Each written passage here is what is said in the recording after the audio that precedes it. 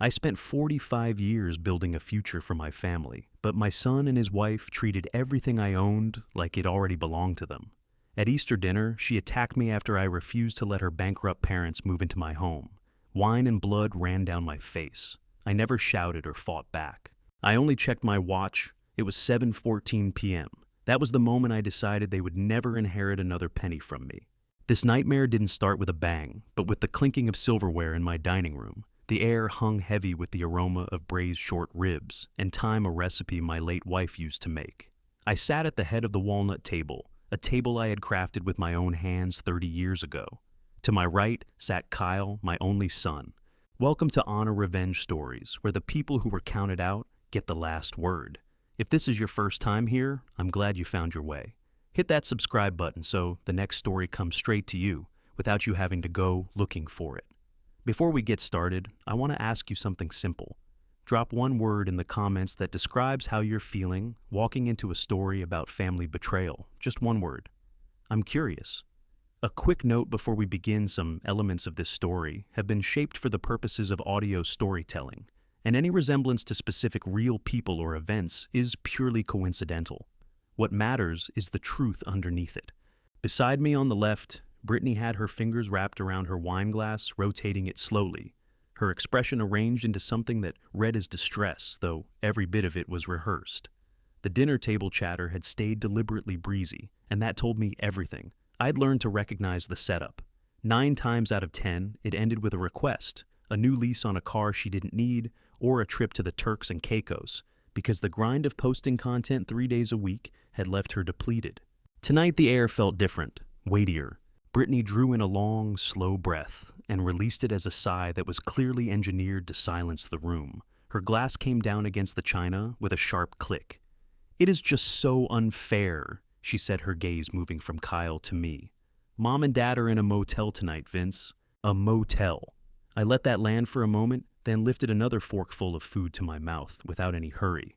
I was well acquainted with the Coltons. They were exactly the sort of people who bled money on appearances and had nothing left over for reality. Now that's unfortunate. I said, my tone giving away nothing. Last I heard, the Arizona house sold at a decent price. Her eyes thinned. "There were complications, Vince. The market hit them hard. They walked away with almost nothing. They're out of options." Something tightened along my jaw. Word had gotten back to me that Dwayne and Patrice Colton had been living extravagantly down in Scottsdale Watercraft. New vehicles, the full performance. If the money was gone, the market hadn't taken it. They had spent it themselves. Kyle made a sound in his throat and shifted in his chair. His color was off, and he kept his gaze pointed somewhere past my shoulder. "Dad, we've been talking, and well, this house has more space than you could ever use." I already knew where the road led. Brittany tilted toward me, her voice going smooth and coaxing.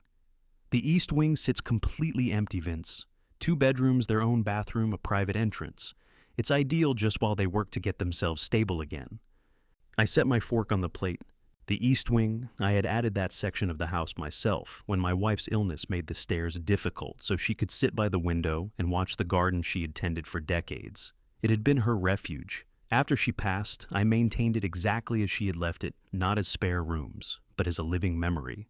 It was not a shelter for people who burned through every dollar handed to them. "No," I said, flat, final. The room went quiet in an instant. Brittany stared at me with the look of someone who had misheard a punchline. "I'm sorry, what?" she asked. I said no. I wrapped my fingers back around my wine glass. "I am not operating a hotel here, Brittany. 4.5 decades I spent in construction, out in the bone-deep cold of Detroit winters and the kind of summer heat that warps your thinking. Every beam in this house represents that labor. I raised it for my wife and my family. It was never meant to absorb 2 adults who burned through their own future and now need somewhere to land." Kyle's palm hit the table. "Dad, that's brutal. Come on, these are family." "They are her family, Kyle," I said. "And you're not going to stand there and tell me Dwayne and Patrice Colton have ever broken a real sweat. If they're short on funds, there are ways to earn. What they are not going to do is move into the east wing." The color climbing Brittany's face had nearly reached the shade of her wine. "Unbelievable," she said, her voice low and edged. "You rattle around this enormous house by yourself, all these rooms gathering dust, and you won't lift a finger for people who are struggling. My parents have nothing." I held her gaze steadily. I'm not rattling around anything. I'm living in my own property, the one I finance, the one I pay taxes on every year. What I am done doing, Brittany, is functioning as a personal bailout for every person at this table. That struck bone. Kyle shoved back from the table, his chair shrieking against the floor as he came to his feet. Selfish, that's what you are, he shouted, his voice splintering. Same story every single time. Your money, your terms, your roof. You've got 5 bedrooms nobody sleeps in. Who exactly are you holding them for? Wanduf elibub de staridel. It landed harder than I was willing to show. I studied my son, a man who had crossed into his 40s but never once outgrown the entitlement of his teens. His tuition had come from my account, his first car's insurance, the down payment on his house. Every foundation he stood on had been poured by me. I'm holding them for silence. I said, my voice going quiet and flat in a way that was far more dangerous than shouting. And if my definition of selfish bothers you, that much, spend a month covering your own expenses and then report back.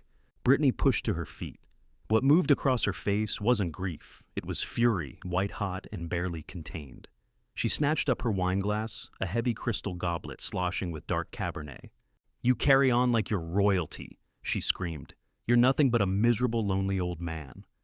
Then she threw it. Not a splash of wine, the glass itself, full force. I saw it arc toward me and couldn't make myself move in time. The goblet caught me squarely above the left eyebrow. It didn't glance off. It broke apart on impact, a sound like a firecracker, going off in an enclosed space, shards scattering across the table in every direction. A beat of nothing. Then pain arrived, sudden and vicious, a burning line cut across my forehead. I didn't move from my chair. The liquid ran in a warm sheet down my face, found the corner of my left eye, blurred my vision, and reached my mouth. Iron, tannins, blood mixed with wine. Kyle made a strangled noise. Oh my God, Brittany! She hadn't lowered her arm. Her chest rose and fell in heaving pulls. For one brief instant, her face showed alarm, then it sealed itself shut again. Look what you made me do, she said quietly. I said nothing. I didn't raise my voice. I didn't reach for a single word of anger. The room seemed to decelerate around me. I slid a handkerchief from my breast pocket and pressed it firmly to the wound. It went red within seconds, saturated straight through. I turned back my sleeve and read my watch, the rugged titanium field watch I had bought myself when I retired. The hands pointed to 7:14 p.m. I fixed that number in my mind, 7:14 p.m., the hour my family ceased to exist. I rose from my chair without making a sound. Something cold was moving through me, spreading outward from my chest, extinguishing whatever warmth had survived until that moment. Where do you think you're going? Kyle demanded, his voice unsteady. Dad, you're bleeding. Somebody needs to look at that. I moved past him toward the entryway where my keys were hanging on their hook. Emergency room, I said. The words came out clipped mechanical, like they belonged to someone else. Kyle cut around me and planted himself against the front door, both arms out. You're not walking out of here in that condition. You need to sit down. What happened? Brittany didn't intend it. It got out of hand. I looked at him. I looked at the dark smear of my blood on his shirt from where he'd grabbed at me. Dropping a glass is an accident, Kyle, I said. Hurling it at somebody's skull is assault. His eyes went wide. Assault! Dad, you're not serious. You are not calling the police over a dinner argument. You're staying right here until we sort this out. He genuinely believed his size and his position in the doorway would be enough. He had forgotten certain things about me. He had forgotten that the man standing across from him in an ironed shirt had once hauled 80 lb bags of cement up scaffolding in the rain. The grip strength built over 45 years of physical labor does not simply retire when you do. I crossed to him, took hold of his shoulder, and moved him. No shove, just controlled, deliberate pressure against his collarbone, steering him out of the way you'd move furniture. Bust, step aside, I said, or unlawful imprisonment goes on to the same list. Kyle staggered back against the wall, his expression stripped bare. This version of me was a stranger to him. He had only ever known the man who signed checks and swallowed insults. I pushed through the heavy oak door into the cool darkness outside. My head was keeping a steady pounding rhythm now. I went to my truck, my trusty old F-150 that I kept perfectly maintained, and turned the key. In the glow from the house, I could make out Kyle and Brittany framed in the doorway. She had started crying, the full weight of the moment apparently finding her at last. Kyle's mouth was moving, but the window killed whatever he was saying. I put it in gear and pulled away. By the time I reached the end of the driveway and turned onto the road, The adrenaline had burned off. What replaced it was something I can only describe as clarity, clean and cold, like water straight from a well. Blood was still seeping through the handkerchief, but my thinking had never been sharper. They expected the usual arc: a night of stewing, then the old man Caves makes a call, smooths it over with a check. They had run that play before, and it had always worked. Not this time. I didn't reach for the phone to call 911. Not yet.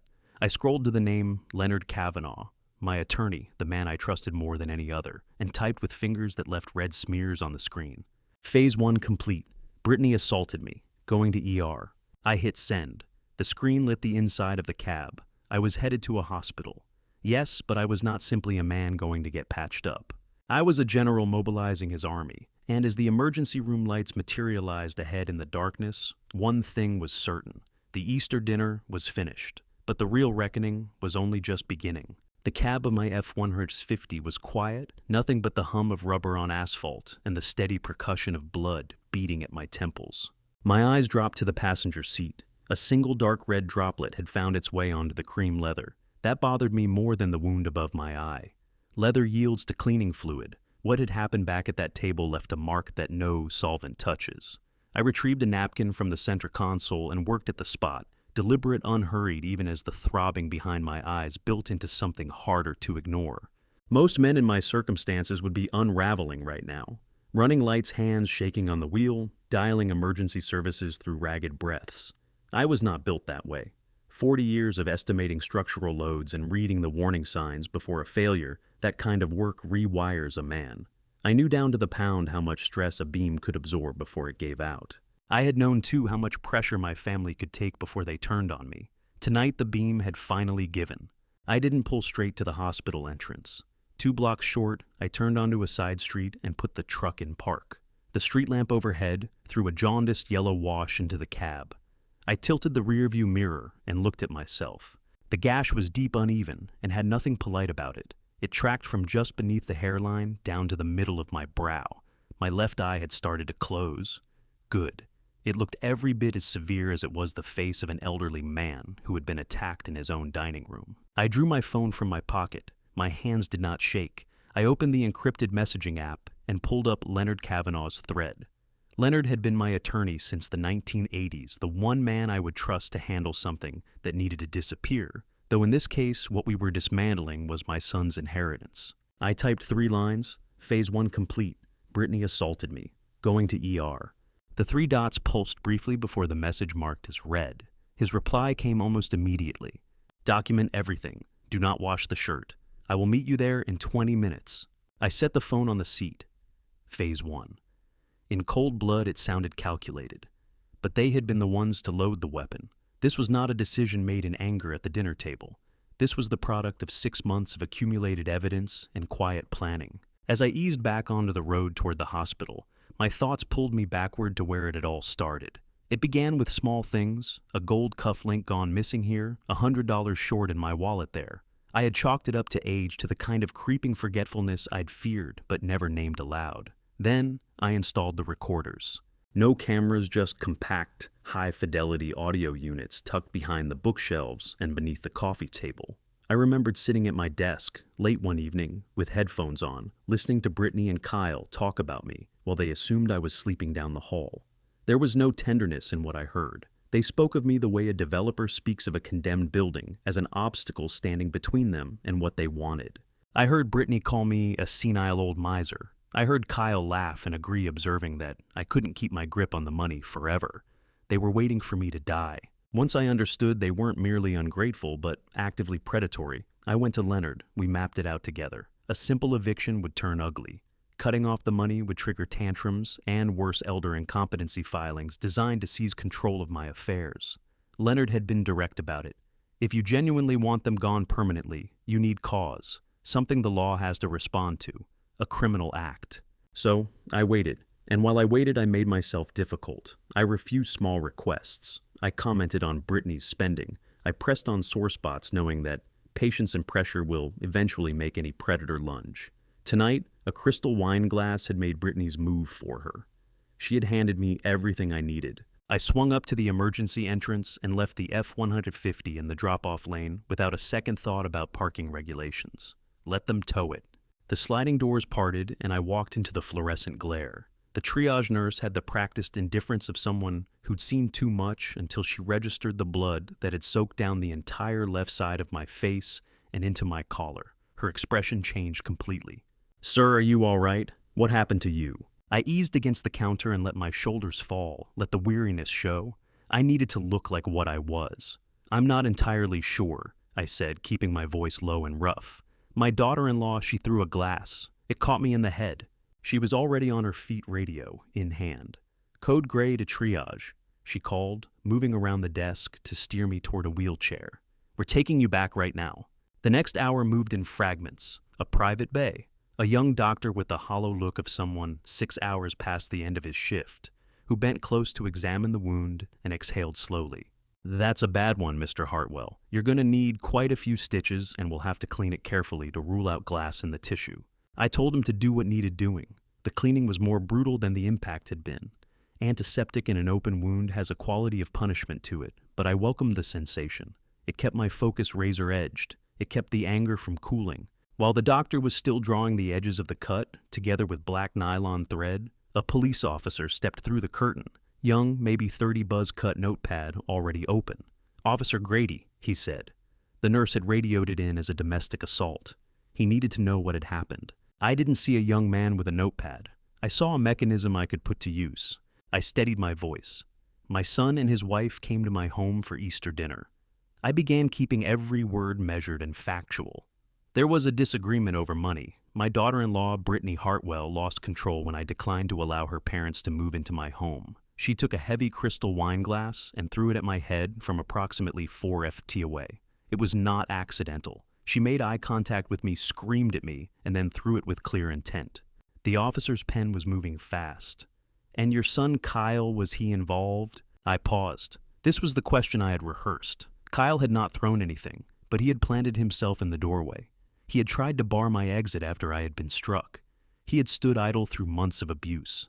"He is an accessory," I said, and my voice was steady as concrete. "After I was injured, he physically blocked me from leaving. He put hands on me to prevent my exit. I had to remove him from the doorway myself. The last stitch went in. 9 stitches in total." Officer Grady lifted his eyes from the notepad. "Mr. Hartwell, given the nature and severity of this injury, and the fact that you are over 65, this qualifies under the felony elder abuse statutes in this state. Do you wish to press charges?" The question settled over the room like a held breath. The doctor had stopped moving. The nurse lingered at the curtain's edge. Everyone was waiting. Most parents, when it comes to that moment, step back. They say it was a misunderstanding. They say they don't want to destroy anyone's future. But my sanctuary had already been violated. My trust was already rubble. I met Officer Grady's eyes without hesitation.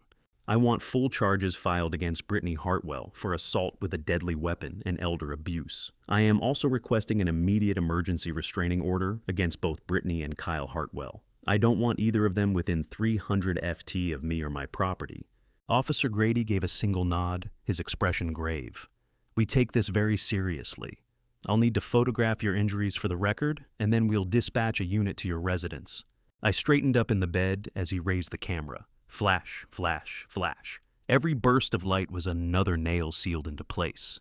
When he finished, I asked the question that had been pressing against my ribs since I'd pulled out of my own driveway. "What happens now?"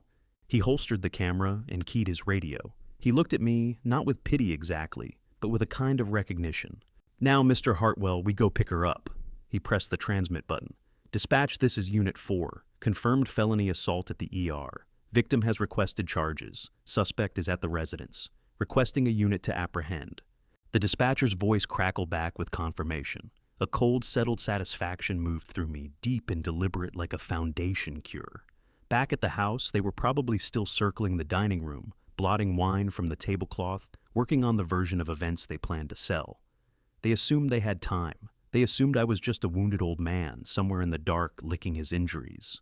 They had no idea that the sirens they would hear within minutes were not coming to rescue them. They were coming to finish them. I settled back against the stiff hospital pillow and shut my eyes. The pain was still present, but had settled into something manageable. Leonard would be here soon with the paperwork. Phase 1 was complete. The trap had closed. All that remained was to watch them struggle. The ward was quiet except for the low drone of a vending machine and the distant murmur of nurses at their station. I sat with a fresh bandage pulsing at my brow phone, face up in my lap, and I pictured exactly what was happening across town. I had raised that house from bare earth. I could walk through it in my mind, room by room. By now, Kyle and Brittany would have shifted into damage control. They'd be on their knees working bleach into the floors, trying to lift the wine and the blood before it set into the grain. They weren't cleaning up a spill. They were erasing evidence. They had probably already convinced themselves the worst was behind them. The old man was just blowing off steam he'd drive around for a while, and by the time he came home, he'd be ready to apologize for causing a scene. What they didn't know was that a patrol unit was already turning onto our streetlights down, moving quietly until the last possible second. My phone vibrated against the plastic chair arm, a text from Officer Grady. "Units have arrived. We are executing the warrant." A cold, dark satisfaction settled into my chest. Not happiness, something more precise than that. The satisfaction of a structural engineer watching a controlled demolition proceed exactly as designed. I had laid the charges. Gravity was handling the rest. I closed my eyes and let the scene at the house play out in my head. I knew that Brittany's parents, the Coltons, were expected right about now. They'd be pulling up in their rental car luggage piled in the trunk, expecting a warm reception and a comfortable room in the East Wing. What they were walking into instead was a crime scene. I could picture the confusion on their faces as they came through the front door, their daughter standing there with a rag in her hand and panic in her eyes. Then my phone lit up with Kyle's name. I let it ring. 1, 2, 3, 4. I wanted him to feel every second of that silence. I wanted him to wonder whether I was still breathing. On the final ring, I swiped to answer and held the phone to my ear. I said nothing. I just listened. Dad, pick up. Oh my God. The voice on the other end was wound up tight, close to breaking. The voice of a boy masquerading as a man. Dad, are you there? You have to stop this. The police are here. They are everywhere. I leaned back, letting my voice come out flat and unhurried, a direct contrast to his spiraling. I know Kyle. I sent them. A pause. Then a wall of noise from the background, a radio crackling, and above it, Brittany's voice shrill and indignant in a register I'd been subjected to for 10 years. Get your hands off me. Do you know who I am? My father is a lawyer. Kyle came back on, breathless. You sent them? Are you insane? They are arresting Brittany. They have her in handcuffs, Dad. In handcuffs. Her parents just walked through the door. Dwayne and Patrice are standing there watching their daughter get treated like a criminal. Do you have any idea how humiliating this is? I looked at the blood that had dried into my shirt cuff. Yet humiliating, I said. You want to talk about humiliation, because humiliation is catching a wine glass across the face in your own home. Humiliation is being called selfish for refusing to hand your property over to people who burned through their own money. Humiliation is sitting there bleeding into your dinner while your son barricades the door to stop you from leaving. Kyle wasn't listening. He had already retreated somewhere inside his own grievance. This is a misunderstanding. She slipped. The glass slipped. You cannot put my wife in jail over a broken glass. Tell them you fell. Tell them anything. Just make them stop. A short, dry laugh came out of me before I could stop it. 9 stitches don't make laughing comfortable, but I couldn't help it. You want me to lie to law enforcement, Kyle. You want me to commit a crime to bury her crime. That is precisely how we arrived at this moment. You have moved through your whole life believing there are no consequences. You assumed that because I paid for your college and your car and the down payment on your house, I would pay for this too. But this isn't something I can settle with a check. From somewhere behind Kyle's voice, I heard Officer Grady steady and professional. Ma'am, stop resisting or we will add a charge. You have the right to remain silent. Kyle's voice cracked completely. Dad, please. She is crying. They are walking her out to the car. The whole street is watching. Mrs. Durbin is on her porch. Our reputation is destroyed. Your reputation, I corrected. Mine is perfectly intact. If anything, people may finally understand why I have looked so worn down these past few years. That landed wrong. Kyle ignited. You are a monster. You are a vindictive, senile old man. You are doing this to hurt us. You are doing this because you are lonely and miserable, and you want to drag everyone down with you. I sat up straight. The time for the reveal had arrived. I had been carrying this card for months, waiting for the exact right moment. I am not doing this because I am lonely. Kyle. I said, my voice dropping an octave, going dense and flat. I am doing this because I am finished being your bank account, and I am finished being lied to. What are you talking about? Kyle snapped. I am talking about the 20,000, Kyle. The line went to silence. The chaos in the background seemed to bleed away. The only thing left was the sound of his breathing. I let the words fall one at a time, each one landing like a pin into wood. I know about the online gambling. I know about the debt you buried in sports betting apps. I know you went to Brittany's parents for money to cover the interest, which is why they ran dry and needed a place to land. And I know you have been lifting money from the household account I set up for groceries, trying to claw it back at the tables. Data? Kyle stumbled. I can explain. It was a bad streak. I was going to pay it back. No, you were not, I said. You were going to move the Coltons into my house so you could put their rent or absence of it toward covering your tracks. You planned to turn my home into a hiding place for your mistakes. The blow-up tonight wasn't really about the house. You were cornered, you were desperate, and you took it out on me. Kyle had started to cry, a raw, hollow sound. Dad, please, I am in over my head. If Brittany goes to jail, her parents will find out everything. They will destroy me. You have to help me, just this once. I looked at the red glow of the exit sign above the hospital doors. I have helped you every single day of your life, Kyle, I said.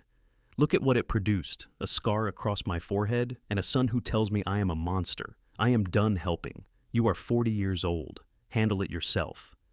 But where will you go? His voice was barely holding together. You can't go back to the house. It's a mess. I am not going back to the house tonight, I said. Not until the locks have been changed and you are gone.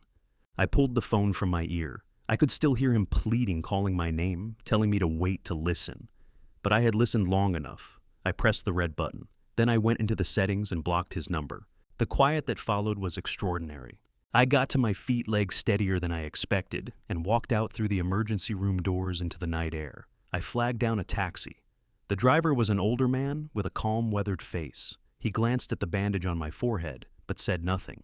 That's where to? He asked. The Townsend Hotel, I said. The one downtown. He raised an eyebrow. The fancy one. The very same. The ride was smooth. I watched Detroit scroll past the window, the city lights smearing into ribbons of gold and silver against the glass. I had put up buildings in this city. My hands had contributed to that skyline. Now the project in front of me was different. Now I was rebuilding myself. When I stepped into the lobby of the Townsend Hotel, the concierge looked at my blood-stained shirt, not with distaste but with measured concern and quiet professionalism.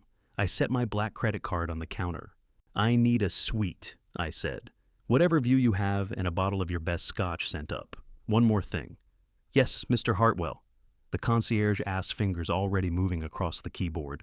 If a man named Kyle Hartwell calls or attempts to visit, I am not here. I am not to be disturbed by anyone. Understood, sir, he said, and slid a key card across the marble counter. I rode the elevator up to the 28th floor. The room was everything I needed. Heavy velvet drapes, a bed that looked assembled from clouds and silence. Deep, expensive silence. I crossed to the window and stood looking out over the city. Somewhere below, in a police precinct, my daughter-in-law was being fingerprinted. Somewhere else, my son was coming apart in a house he had no real means to keep. I poured a glass from the minibar and swallowed it slowly. A good clean burn matching the fire already going in my chest. I settled into the leather armchair and drew a long breath. Phase 1 was finished. The enemy had been flushed into the open. But as I turned the amber liquid in the glass, I understood clearly that this was only the opening move. The deeper war, the one over my legacy and my company, was just getting underway. And unlike Kyle, I never placed a wager unless I already knew the result. I raised the glass toward the empty room and said quietly, "Your move, son." Oh, the morning light at the 28th floor of the Townsend Hotel was not gentle. It was surgical. It came through the sheer curtains and fell directly on the manila envelope sitting on the marble coffee table. I was in a bathrobe that probably cost more than my first car-cradling black coffee that tasted of roasted nuts and something very close to satisfaction. Beneath my bandage, my head kept its steady throb, a dependable reminder of what the night before had cost me. But the pain was background noise. What was running through me now was anticipation. Leonard Kavanagh sat on the sofa across from me. He looked exactly as he always did, as sharp and unruffled as a freshly issued bill. A man who had spent the back half of the night coordinating bail arrangements and restraining orders had no business looking this composed. But that was Leonard, a shark who happened to favor pinstripes. He tapped the envelope with one finger. "You are going to want to sit down for this, Vince." He paused. "Though you are already sitting. Pour yourself a second cup." "I don't need coffee, Leonard," I said. "I need ammunition. Tell me what the investigator turned up." He opened the folder. The only sound was paper sliding across the tabletop. He arranged 3 documents in a row, bank statements and property deeds unremarkable at first glance until you looked at the actual figures. "Here is the story your daughter-in-law put forward last night," Leonard began. "Her parents, Dwayne and Patrice Colton, are destitute. The market wiped them out. They sold their Arizona home at a loss. They have nowhere to turn but your East Wing." I nodded. That was the narrative, the tearful presentation that had preceded a wine glass to my forehead. Leonard pointed to the first document. "This is the closing statement on their Scottsdale property. It's settled 4 days ago." I leaned forward. My eyes went wide. There was nothing about those numbers that resembled a distress sale. No foreclosure discount. No short sale haircut. The figure was $650,000. "Cash," Leonard added. "No outstanding mortgage to satisfy. After fees and closing costs, they cleared just over $620,000 deposited into a joint Chase account on Tuesday." A laugh came up from somewhere in my chest. Dark, quiet, involuntary. "They have more than $500,000 sitting in a bank account," I said, "and they checked into a budget motel to sell the Poverty Act." "It gets better," Leonard said, the corners of his mouth moving fractionally. He pushed the second document across the table. It was a printout glossy, detailed an invoice from a luxury RV dealership in Tucson. "Purchase order dated yesterday morning," he explained. "A Winnebago Horizon, 40 feet diesel pusher, marble flooring, king bed full washer and dryer. Sticker price $400,000. I looked at the photograph of the vehicle. It was more refined than the first house I ever built for myself. "They put down a $10,000 non-refundable deposit," Leonard went on, "scheduled for pickup next week." I leaned back as the full shape of the thing assembled itself in my mind, each piece locking into the next with a cold, definitive click. The East Wing was never meant to be a permanent arrangement. It was meant to be a staging area. They wanted to park Brittany's parents inside my home, rent-free, utility-free, obligation-free, while the Coltons waited for their luxury road vessel to be ready. Once the RV was in hand, they would disappear across the country and burn through the remaining $200,000 while I stayed behind to maintain the property and cover the bills. I wasn't just their bank, I was their unpaid caretaker, their storage facility with a heartbeat. "And Kyle," I asked, keeping my voice level, "does he know?" Leonard lifted one shoulder. "That is the $1,000,000 question, or more precisely, the $600,000 question. Either he was in on it from the beginning and helped engineer the whole scheme to get them inside your house, or he is the biggest fool in Detroit and his wife and her parents have been running the same con on him that they tried to run on you." I looked out at the skyline. I thought about my son's face the night before, the fury, the accusations calling me selfish for not throwing open my doors to millionaires. The irony had a weight to it I could feel in my back teeth. "It doesn't matter whether he knew," I said, pushing up from my chair and walking to the desk in the corner. "He's about to find out." I opened the laptop. The screen came to life. I pulled up my email and opened a new message addressed to Kyle Hartwell. Subject line, "The Poverty Plea." "Scan them," I told Leonard. He drew a portable scanner from his briefcase, and within minutes, the digital files were on my screen. The closing statement showing the cash windfall, the dealership invoice for the rolling mansion. I attached both to the email. I kept the message short. No salutation, no signature, just facts. "Kyle, before you accuse me again of tearing this family apart, you should understand exactly who you are defending. Your in-laws are not destitute. They are wealthier than you are. They sold their house for cash and put a deposit on a $400,000 RV. They wanted to move in to hold on to their travel budget. You are not a hero, son. You are the mark. Read the attachments, then ask your wife why she put a glass through my face to protect a lie." I held my finger over the send button. This was the moment I stripped away the last excuse he'd been hiding behind. He could no longer position himself on the moral high ground. He could no longer dress it up as defending family. I clicked send. The soft swoosh the email made as it left was almost nothing, but what it would trigger on the other end was not. I settled back onto the sofa and looked at Leonard. Now what? Now we wait, Leonard said, latching his briefcase. If he has any spine remaining, he will leave her. If he has any sense left, he will call you and apologize. I checked my watch. Just past 10. Kyle would be at the police station by now, or huddled with a bail bondsman trying to put together 10% of whatever the judge had set for Brittany. He would look at his phone. He always reached for his phone when the walls were closing in. 10 minutes went by, then 20. The hotel room held its silence like a coiled wire. I had expected the phone to ring him shouting that the documents were fabricated, or sobbing that he hadn't known anything. I had braced for denial. I had prepared for rage. But the screen stayed dark. 30 minutes. The silence changed character. It was no longer the silence of waiting. It had grown dense, suffocating, weighted. It was the silence of a man who had just discovered that the foundation beneath his feet was hollow. The silence of complete and irreversible humiliation. He is reading it, I said almost to myself, reading it again and again. He is looking at her, Leonard said, sitting in a holding cell or riding beside him in the car, and he is coming to terms with the fact that the woman he married is someone he does not know. He paused. Or, I added the darker thought, arriving uninvited, he is realizing he has always known, and he simply lacks the backbone to do anything about it. I kept my eyes on the black silent screen. That silence was worse than any shouting match. Shouting at least means there is still a live wire between two people, something volatile but real. This was different. Silence. Silence is the death of hope. He wasn't calling because there was nothing left to say. The truth was too large, too glaring, too ugly to argue against. I poured myself another cup of coffee, my hand trembling just slightly. The caffeine didn't help. That RV invoice was seared into my vision, a $400,000 toy, and for that, for a toy my son was willing to let his father bleed. Leave the file, Leonard, I said. I have a feeling I'm going to want to look at it again. Leonard nodded and rose to leave. You know how to reach me, Vince. Step 2 is locking down the company assets. We don't want Kyle doing anything reckless with the business accounts now that he knows the gravy train has jumped the rails. I didn't respond. I was still watching the phone, willing it to light up, willing my son, the man I'd raised, to call and tell me he was sorry, that he was done with them, that he was coming back to my side.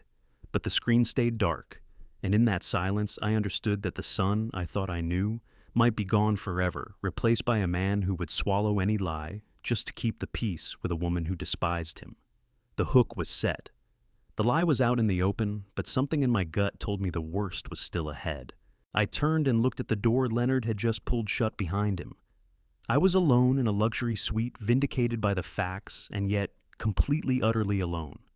The knock came exactly 45 minutes after I sent the email. It wasn't a confident knock. It was a tentative scratching sound, like a dog asking to be let in from the rain. I finished my coffee, set the cup on the saucer with a deliberate clink, and crossed to the heavy oak door. I checked the peephole. Kyle was standing there, leaning against the doorframe, as though his legs could barely hold him up. He looked awful. His shirt, normally pressed to crisp perfection, was rumpled and half untucked. His tie was gone. His eyes were red-rimmed and frantic. I unlocked the door and pulled it open. I didn't step back to invite him in. I just stood there, a barrier he had to choose to cross. He looked at me, then at the bandage on my forehead. He flinched as if the sight of it physically pained him. "Dad," he croaked. His voice was dry and cracked. "Come in," I said, stepping aside. Kyle moved past me into the suite. He didn't register the view of the lake or the furnishings. He dropped onto the velvet sofa and buried his face in his hands. I closed the door and locked it. I wanted him to feel the weight of that room pressing down on him. I walked to the armchair across from him and sat crossing my legs. I waited. I was good at waiting. In construction, you learn that rushing a foundation only gives you cracks further down the road. "I read the email," Kyle whispered through his fingers. "And?" I asked. He looked up. His face was a map of confusion and betrayal. "Is it true the money, the RV? Is any of it real?" I pointed to the folder sitting on the table. "The documents are right there, certified copies. Your in-laws have $650,000 sitting in a Chase bank account while you were begging me to put a roof over their heads. They bought a luxury vehicle worth more than your first home while you were screaming at me for being selfish. Kyle reached for the papers. His hands were shaking so badly he could barely grip them. He studied the bank statement, his eyes moving across the numbers. He looked like a man reading his own death certificate. "They lied to me," he said, his voice unsteady. "They looked me straight in the eye and said they had nothing. Brittany told me they were going to end up on the street." I leaned forward. "They played you son. They spotted a weak link and they pulled on it. They knew you'd come to me. They knew you'd carry their fight. And they knew that if they cried poor, you'd feel like you had no choice but to rescue them." Kyle crumpled the paper in his fist. "I can't believe it. I defended them. I went to war with you for them. I thought this was the moment. I thought this was where he would stand up straight, apologize, and tell me he was finished with the lies. I thought he'd ask me how we fixed things between us. But I was wrong. I had badly underestimated how deep the dependency went." Kyle took a slow breath. He looked at me, and his expression shifted. The shock receded and was replaced by a desperate, pleading look that turned my stomach. "Dad, look. What they did is wrong. It's terrible. And I will deal with Dwayne and Patrice. I promise I'll make them go. But, Shestov, once was sprayen." "But what?" I asked, my voice going cold. "But Brittany is falling apart right now," he said, the words spilling out. "She's in a cell, Dad. She's terrified. She didn't know about the money. I'm sure of it. Her parents manipulated her the same way they manipulated me. She's a victim in this too." I stared at him. A coldness moved through my chest that had nothing to do with the air conditioning. "She threw a glass at my face, Kyle. That wasn't manipulation. That was rage. That was violence." I know, he cried, leaning forward. "And she is sorry. It was a reflex. She was under enormous pressure. She thought her parents were going to be homeless. She snapped. But you can't leave her sitting in jail. You have to drop the charges." I sat back stunned. Even with the evidence of a financial con staring him in the face, even with my blood on his conscience, he was still choosing her, still making excuses. "You want me to drop the charges?" I repeated, slow and deliberate. "Yes," Kyle said, nodding hard. "Just drop them. I'll handle everything else. I'll make sure her parents never come near your property again. We'll get counseling. Just please call the DA. Tell them it was a misunderstanding. If she ends up with a felony record, it will destroy her life. It will destroy us." I looked at my son, really looked at him, and then a memory surfaced, unbidden and sharp. 10 years ago. We were standing in the funeral home, looking at his mother's casket. My wife, the love of my life, was gone. I was broken, barely keeping myself upright. And Kyle wasn't crying. He was standing beside me, murmuring. "Dad, did Mom update the will about the lake house? I recall we discussed putting it in my name for tax purposes." I had dismissed it at the time, telling myself it was grief talking. But now, watching this 40-year-old man beg me to protect his abuser, I saw it clearly. Kyle wasn't simply weak, he was complicit. He didn't care about right or wrong. He cared about comfort. He cared about the path of least resistance. He would let his wife assault me. He would let his in-laws rob me blind, as long as his lifestyle stayed intact. He was a parasite, same as them. He just happened to share my last name. I stood up. The movement was sharp enough that Kyle flinched. "No," I said. Kyle blinked. "What? No." I said again, my voice steady in the quiet suite. "I am not dropping the charges. I am not calling the DA. Brittany assaulted me. She drew blood. She is going to stand before a judge, and she is going to face the consequences." Kyle got to his feet, his face going red. "You can't do this. You are destroying my marriage. Your marriage was already a wreck before I touched it." "Kyle," I shot back, "you are married to a woman who strikes your father and lies about her finances. If you want to stay inside that burning building, that is your call, but don't ask me to hand you a bucket." Kyle's hands balled into fists. "If you won't drop the charges, I will never forgive you. I will cut you off. You will never see your grandchildren if we ever have them." I laughed. It was a short, hard sound. "You're going to cut me off. Kyle, take a look at yourself. You're wearing a suit I paid for. You drove here in a Range Rover I'm making payments on. You live in a house where I put down the deposit. You have never stood on your own 2 feet a day in your life." Kyle went still. The color drained from his face. "You want to play hardball?" I asked, walking to the desk. I picked up my phone. "Then let's play. As of this morning, I've instructed my accountant to cancel every supplementary credit card issued in your name and Brittany's name. The black Amex gone. The gas card's gone." Kyle's mouth fell open. You can't. I'm not finished." I continued, my voice without mercy. The lease on the Range Rover is in my name. I am terminating it. You have 48 hours to return it to the dealership, or I will report it stolen, and the monthly allowance I transfer to your joint account to cover household expenses that ends today." Kyle looked like he'd taken a fist to the stomach. He stumbled back a step. "Dad, please. We have bills. We have a mortgage. We can't make it without that money." "Then pick up a second job," I said, flat and cold. "Or go ask your wealthy in-laws for a loan. They're sitting on plenty of cash." Kyle stood there, stripped of his arrogance, stripped of his cushion. He looked small. He looked pitiful. "Why are you doing this?" he whispered. "Because I love you enough to stop bankrolling your ruin," I said.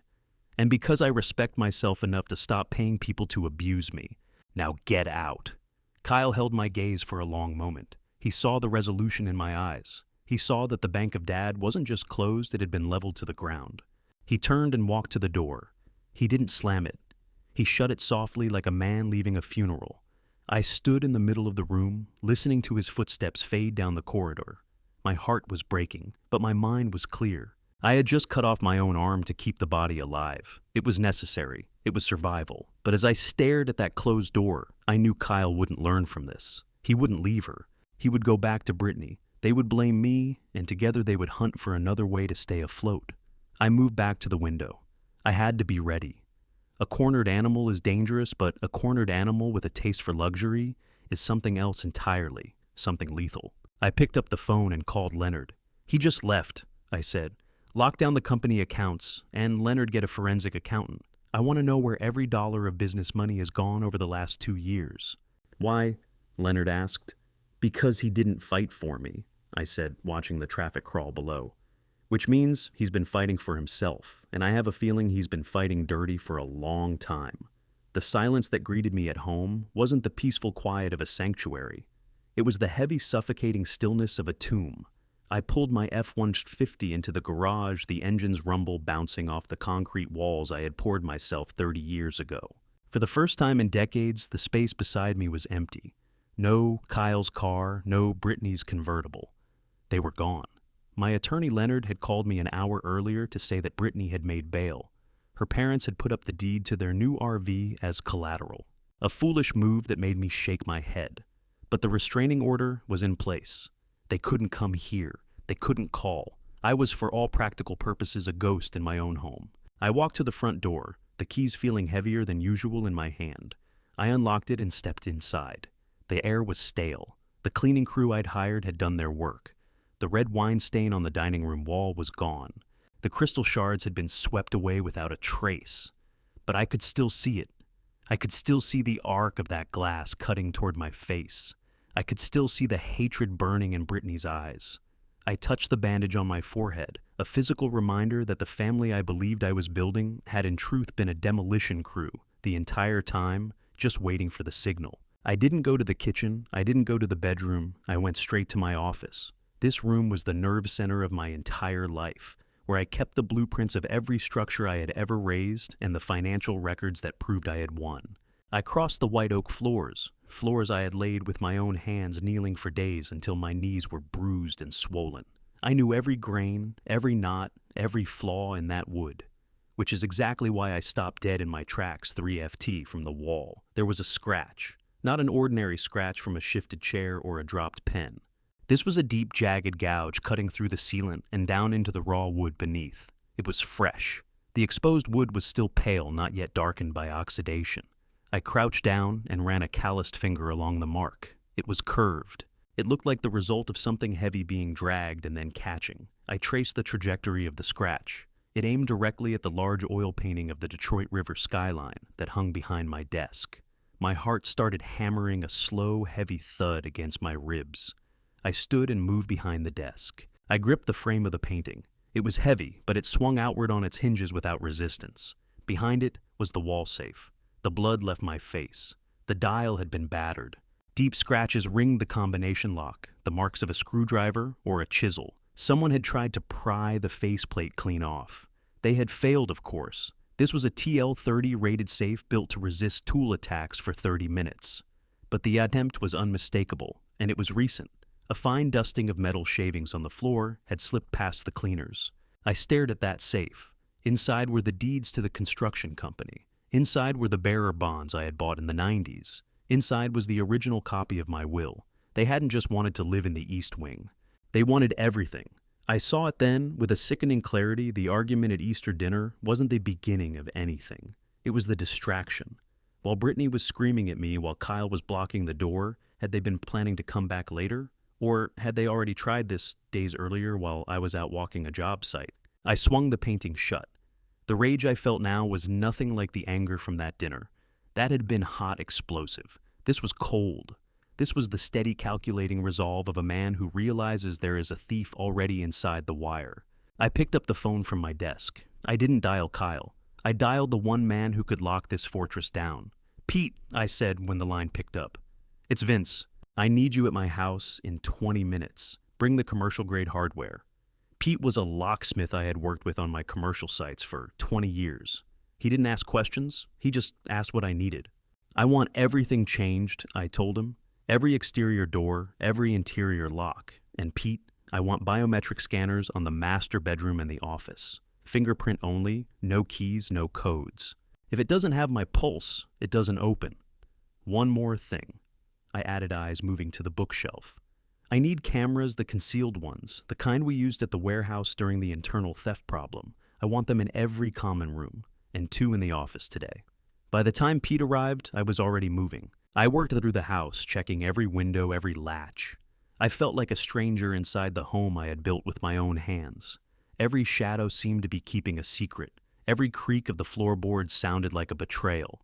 While Pete drilled into the doors and installed high-security deadbolts that snapped shut with the sound of a cell door closing, I sat at my desk.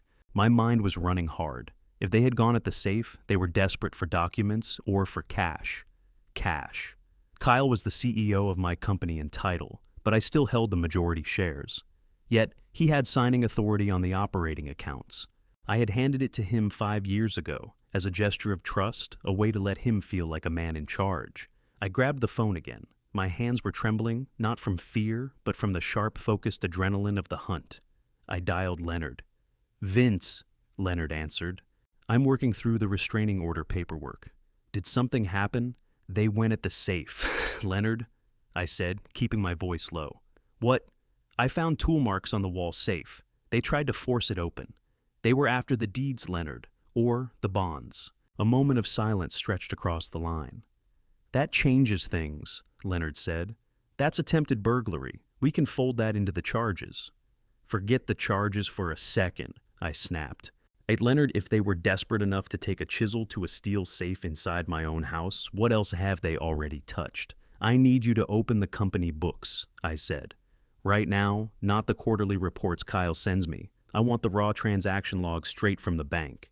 What I was about to uncover would be harder to carry than anything that had come before it. Not because it was surprising, but because of who it came from. So, let me ask you this. If someone you loved had been quietly working against you, would you confront them the moment you knew, or would you wait and let them seal their own fate?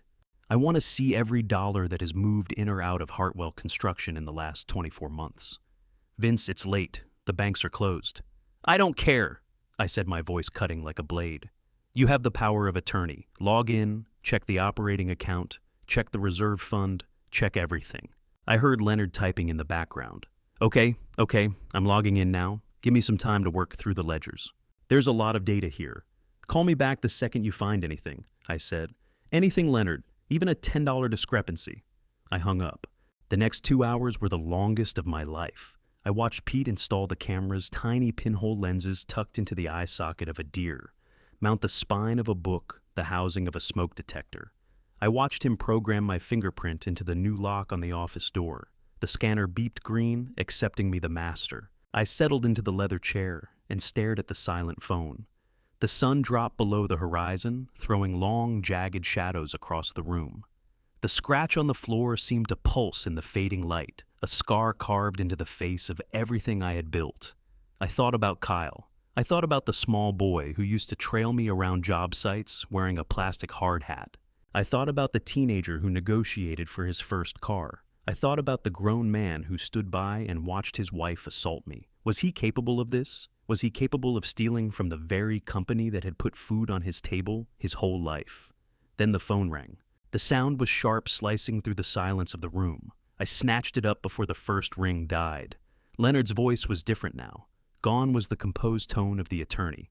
In its place was the low, careful voice of a friend carrying terrible news. "Tell me," I said. "Vince, you need to sit down." "I am sitting, Leonard. Say it." "We have a problem," Leonard said. "A serious one. I've been going through the operating account for the last 2 years.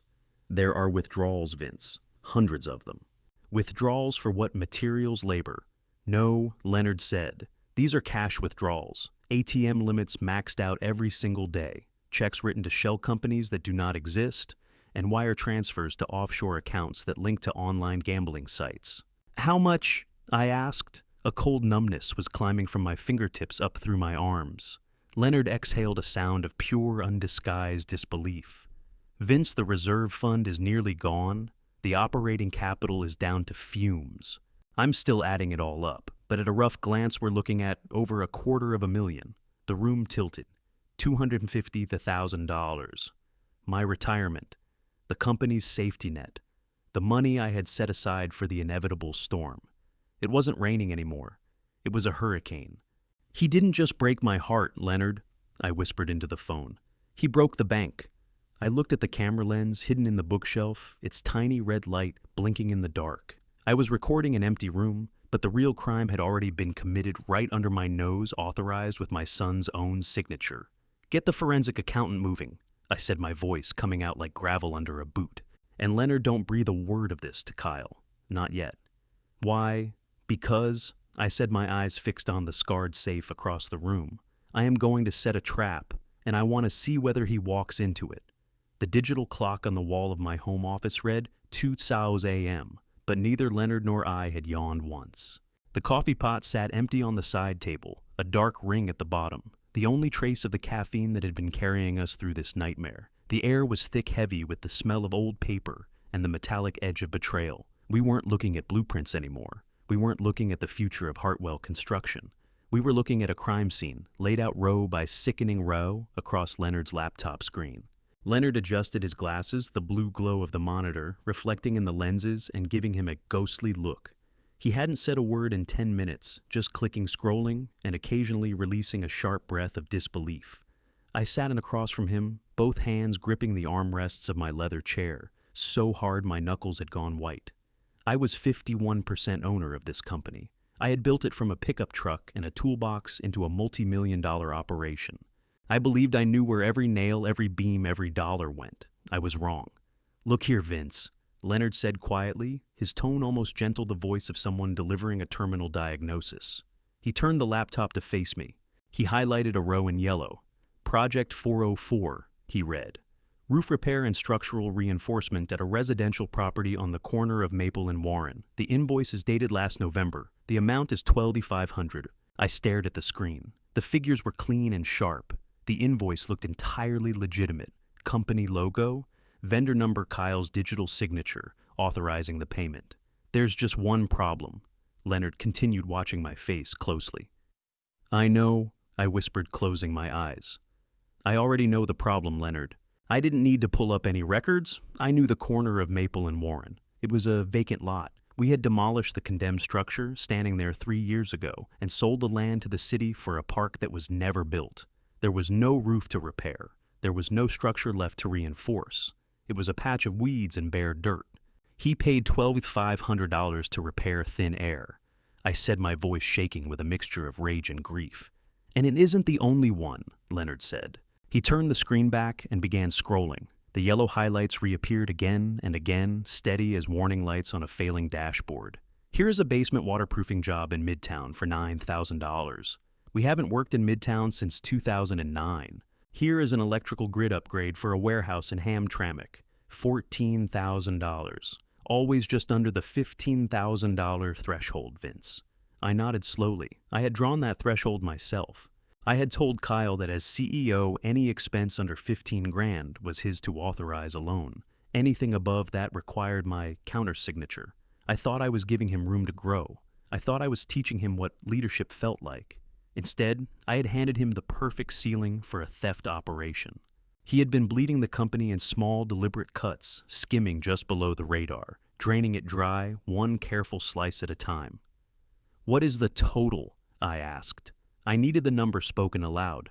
I needed to feel the full weight of it land. Leonard drew a slow breath. He tapped a few keys and a bold figure materialized at the bottom of the spreadsheet. "Over the last 24 months," Leonard said, "the total authorized to these shell vendors is 250 R043. $250 to $1,000. The room seemed to lean. That was the retirement fund for my foreman Pete. That was the new equipment we needed heading into spring. That was my blood, my sweat, and my years stolen by the boy I had taught to ride a bicycle. Where did it go?" I asked. "The money didn't evaporate, Leonard. It went somewhere." Leonard opened another window. He had been busy. This was why I paid him the large retainer. He had traced the routing numbers back from the fake vendor, a shell company called JK Consulting, which was painfully unimaginative. 70% of it went here, Leonard said, pointing to a graph. An offshore account in the Caribbean, a holding account for a high-stakes online poker site. "Gambling," I muttered. He wasn't just borrowing from the Coltons. He was hemorrhaging cash into an internet casino. "And the rest?" I asked. Leonard hesitated. He shifted in his seat, visibly uncomfortable.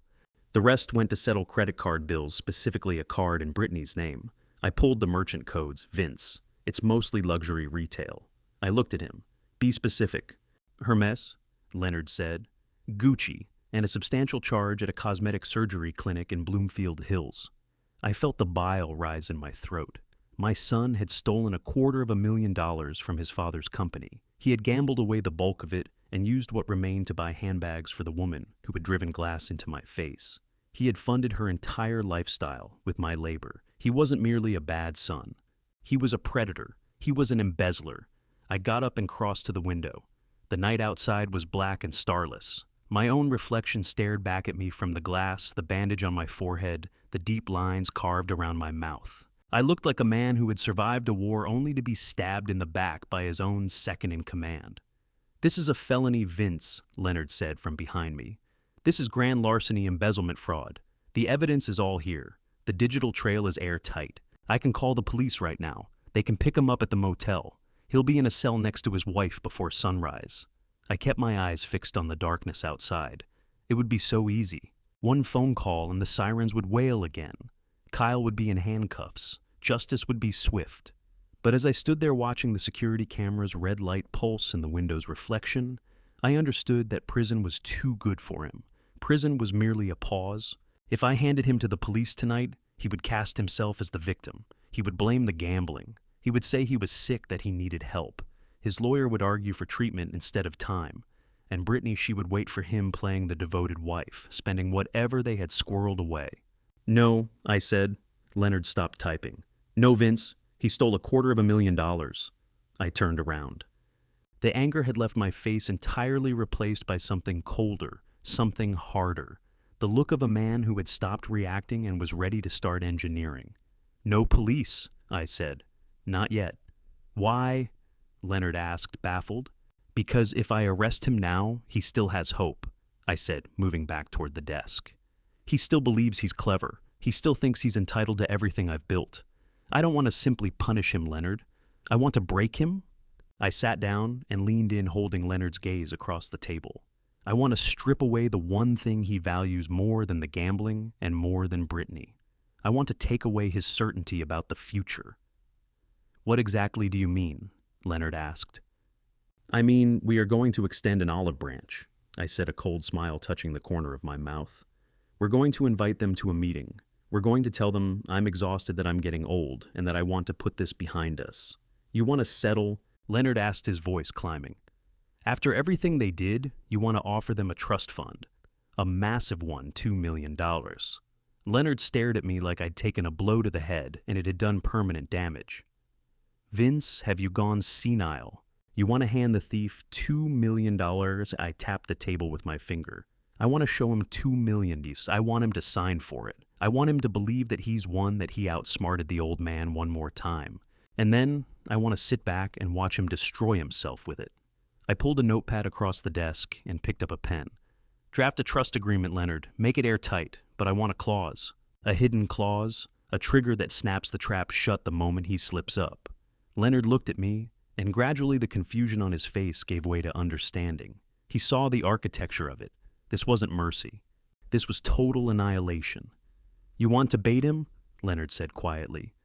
"I want to see whether he's capable of any genuine redemption," I said. I was lying. We both knew it.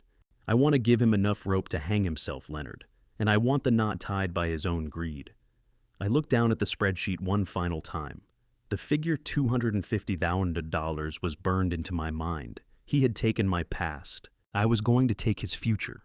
"Set up the meeting," I said. "Let's find out just how hungry they really are." The conference room in Leonard Kavanaugh's law firm was built to intimidate. It had floor-to-ceiling windows overlooking the gray Detroit skyline, a table long enough to park a plane on, and air conditioning that held the room at a crisp 65 degrees. I sat at the head of the table, my back to the view, Leonard on my right. We were waiting. I had agreed to this meeting against my better judgment, or so I had let them believe. In reality, this room was the stage for the most important performance of my life. I straightened the collar of my shirt. It felt loose. I had shed 5 lbs in 3 days. The stress of learning my son was a criminal, having eaten straight through my appetite. The heavy glass doors swung open. Brittany's attorney, a man named Plunkett, wearing a suit that was a shade too shiny and a smile a shade too bright, shepherded them in. They were dressed as if for a court appearance or a funeral. Brittany, who ordinarily draped herself in designer labels and vivid colors, had settled for a modest beige cardigan and slacks. Her hair was pulled back in a severe bun. She wore no makeup, which put the dark circles under her eyes on full display. It was a costume. She was performing the role of the contrite, worn-down housewife. Kyle walked in behind her, head down, shoulders sagging, looking like a man approaching the gallows, or perhaps a man nursing a vicious hangover. They took seats at the far end of the table. The distance between us felt like a different continent. "Mr. Hartwell." Plunkett began, his voice oiled and smooth. "Thank you for agreeing to meet. My clients are devastated by the events of Sunday night. We are here for healing, not conflict." I said nothing. I simply looked at Brittany. I wanted to see if she could hold my gaze. She couldn't. Her eyes dropped to the table hands, working a tissue into shreds. "Brittany," Plunkett prompted gently. Brittany drew a shaking breath. Then the tears came, and they were impressive. Tears, silent ones, rolling down her cheeks, her chin trembling perfectly on cue. "Vince," she whispered, "I am so sorry. I don't know what came over me. I have been under so much strain lately, my parents losing everything, Kyle's stress at work. I just broke. That wasn't me. That is not who I am." I listened to her speak about pressure and anxiety. I listened to her vow she had already scheduled an appointment with an anger management counselor. I listened, and all I could think about was the invoice for the Hermes bag she had bought with my company's money. That bag cost more than every counseling session she was lying about. "And the money," Leonard said, cutting through the emotional fog. "We are not here only about the assault, Mr. Plunkett. We are here about the $240,000 in unauthorized withdrawals from Hartwell Construction." The room turned to stone. Brittany's tears halted for a split second, then resumed with greater intensity. Kyle finally looked up, his face the color of chalk. "It wasn't stealing," Kyle said, his voice cracking. "It was a loan, Dad, a temporary bridge loan." "A bridge to where, Kyle?" I asked, my voice rough and quiet. "To a poker website." Kyle flinched. "You know about that. We know everything," Leonard said, pressing one hand flat on the thick file in front of him. "We know about the shell companies. We know about the luxury purchases. We know about the gambling debts. This is embezzlement, Kyle. We can stand up right now, walk out of here, and hand this file directly to the district attorney. You will both be looking at serious prison time." Plunkett raised a hand. "Let's not be hasty. My clients acknowledge that certain errors were made involving corporate funds. They are prepared to make full restitution." "With what?" I asked. "They have nothing. That's precisely why they took it in the first place." "We will sign a promissory note," Kyle said, leaning forward with sudden urgency. "We'll pay back every cent, Dad, with interest. We just need time. Please don't ruin our lives over money. We are family." I looked at them both. They were frightened but not sorry. They were sorry they had been caught. They were scrambling to patch the hole before the water swallowed them whole. It was time to play my hand. I let out a long, unsteady sigh. I let my posture soften and sink in the chair. I pressed my fingers to my eyes and let my hand tremble visibly. I made myself look smaller, older, beaten. "I'm tired, Leonard. I said, my voice dropping almost to nothing. Vince, Leonard said, slipping into his role without a beat missed. His concern looked entirely real. I'm 70 years old. I went on staring at the table. I built this company to look after my family. And now I find myself sitting in a conference room talking about putting my own son behind bars. I lifted my eyes to Kyle. I watched a flicker of hope ignite in his. I don't want to spend whatever years I have left inside a courtroom, I said. I don't want the Hartwell name smeared across the newspapers. Dad, Kyle said, shifting forward in his chair. I'll drop the charges, I said. Leonard slapped his palm on the table hard. Vince, you cannot be serious. They attacked you. They stole $250,000. I waved a hand. It's money, Leonard, and the cut on my forehead. It will heal. I turned to look at Brittany. Her tears had stopped with remarkable efficiency. She was watching me the way a hawk watches something small in an open field. But, I said, lifting one finger, there are conditions. Anything, Kyle said immediately. Whatever you want. First, I want a full written confession regarding the money signed and notarized. Just for my own records, so I know I'm not imagining things. Second, you will begin repaying it $500 a month. I understand it will take many years. It's the principle that matters.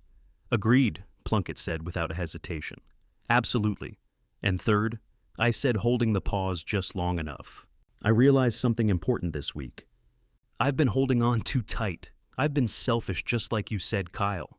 I watched Kyle wince at his own words thrown back at him, but he nodded along encouragingly. I want to make certain the future is protected, I said. I'm going to liquidate a portion of my personal assets, my bond portfolio. Brittany's eyes went wide. She knew about the bonds. She knew they were worth millions.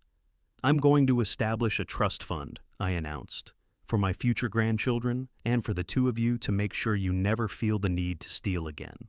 I watched the look pass between Kyle and Brittany. It was electric. They thought I was folding. They believed they were looking at a senile old man trying to buy back their affection because he was terrified of dying alone. A trust fund? Brittany asked, her voice level, now composed. How much were you thinking, Vince? I leaned back in my chair and looked at the ceiling. $2 million. The air left the room.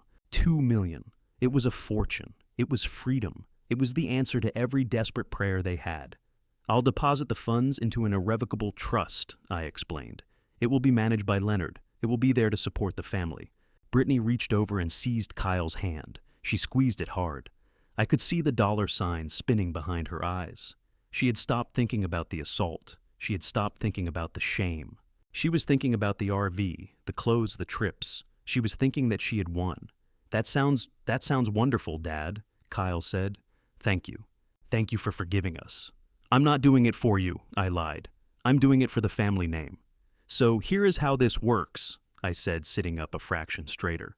Leonard will draft the documents, the confession, the repayment plan, and the trust agreement. We reconvene here on Friday. You sign the confession. I sign the request to drop the criminal charges. Then we execute the trust. We'll be there, Plunkett said, snapping his notebook shut. Brittany got to her feet. She looked like a completely different woman. The defeated slump had vanished. The energy was back in her body. She looked at me, and for just a moment I caught a flash of triumph cross her face. She believed she had broken me. She believed her violence had produced a $2 million payday. Thank you, Vince, she said. You were doing the right thing. I watched them leave the room. Kyle actually held the door open for her. They walked out with a lightness in their step that bordered on a skip. They were already spending the money in their minds. The door clicked shut. The silence settled back in. Leonard looked at me. He dropped the act. He took off his glasses and polished them with his tie. You deserve an Oscar for that, Leonard said, his voice dry. I didn't smile. I felt ill. I had just promised a fortune to the people who had hurt me. Is the clause ready? I asked. Leonard nodded. Addendum B, the forfeiture clause.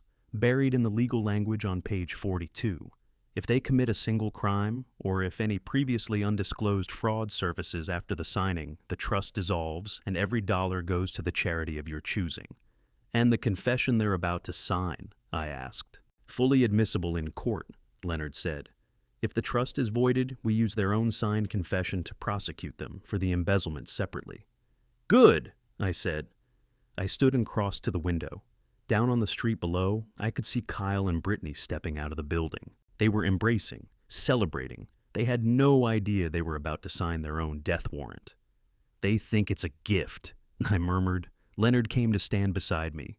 "It's not a gift, Vince. It's a trap," I said. "And they are going to walk straight into it, because sharks don't stop hunting and thieves don't stop taking. They will slip up. And when they do, I won't just have a shard of glass to show a judge. I'll have their signatures on a confession and a violated contract worth $2 million. Let them have their victory lap," I said, turning from the window. "Friday is going to be a bloodbath." Friday arrived under a gray, relentless drizzle that rolled across the Detroit skyline, reducing the city to a smeared canvas of steel and concrete.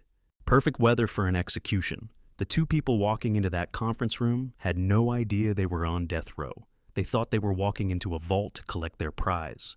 I sat in the same leather chair as before, both hands resting on a cane I had purchased at a drugstore that morning. I didn't need the cane. My knees were sound and my balance was fine. But the cane was a prop. It communicated fragility. It told a story of a man who was physically and emotionally finished with the fight. It made them careless. Leonard sat beside me, quiet and steady. In the center of the walnut table I had crafted with my own hands 30 years ago sat the document, the trust agreement. A thick stack of paper bound inside a blue legal folder, 2 inches of dense legal language standing between my son and $2 million. To Kyle and Brittany, that folder looked like a winning lottery ticket. To me, it looked like a bear trap buried under a fresh layer of autumn leaves. The door opened and they came in. The change in their bearing since our last meeting was almost insulting. The tears were gone. The modest clothing was gone. Brittany had on a sharp blazer and her favorite pearl earrings. Kyle had shaved and was wearing a tie. I recognized I had bought it for him 3 Christmases ago. They moved with a lightness they could barely suppress. They tried to appear solemn, tried to look appropriately restrained, but the greed was radiating off them like heat. They could smell the money. "Good morning, Dad," Kyle said, his voice smooth. He extended his hand. I took it. His palm was damp. "Good morning, son," I said, keeping my voice low and worn. "Thank you for coming." Brittany sat down, her gaze going straight to the blue folder on the table. She ran her tongue briefly across her lips, a small, reflexive motion barely visible. But I caught it. It was the look of something predatory spotting an easy mark. "We're just glad we can put all of this behind us," Brittany said. "We want to move forward, Vince, as a family." I nodded slowly and released a heavy sigh. "That's all I want as well, Brittany. Peace. I just want peace." Leonard cleared his throat and drew the document toward him. He opened it with a crisp snap that rang through the quiet room. "As we discussed," Leonard began, his tone entirely professional. "This is the Vincent Hartwell Irrevocable Family Trust. It is funded with a principal amount of $2 million liquidated from Mr. Hartwell's municipal bond portfolio." I watched Kyle's eyes flare when he heard the amount confirmed. $2 million. He was running calculations in his head, how many hands of poker that could fund how many months of the life he felt entitled to. Leonard pressed on, turning pages.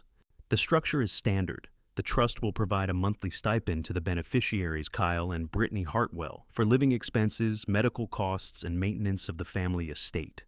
The principal remains invested, but the dividends are substantial."